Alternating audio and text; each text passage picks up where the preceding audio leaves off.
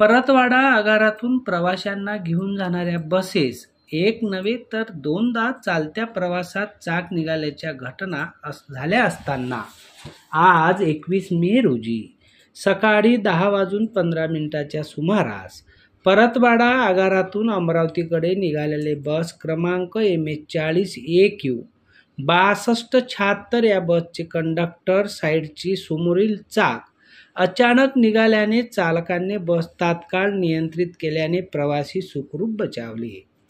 परतवाडा आगाराची बस ठरलेल्या फेरीप्रमाणे अमरावतीकरिता जात असताना चालक समीर सौदागर, वाहक SL थोरात जवळपास 70 प्रवाशांना घेऊन अमरावतीकडे जात असताना आष्टी ते वलगाव दरम्यान टाकळखेडा पूर्णा नजीक बसचे समोरचे चाक अचानक निघाले। मात्र चालक व वाहकाच्या समयसूचकतेने बस थांबवून प्रवाशांना सुखरूप खाली उतरवित इतर बसने त्यांना रवाना केले। या घटनेची माहिती होताच विभागीय वाहतूक नियंत्रक व ST महामंडळाचे अधिकारी घटनास्थळी दाखल झालेत। यापूर्वीही पुणे व अमरावतीकडे जाणाऱ्या बसचे असेच चाक निघाल्याने मोठी दुर्घटना झाली होती।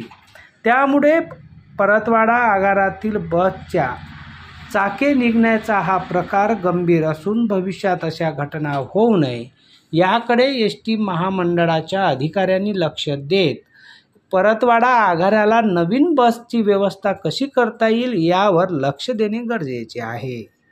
अध्ययन समाचार लाईव्ह वलगाव।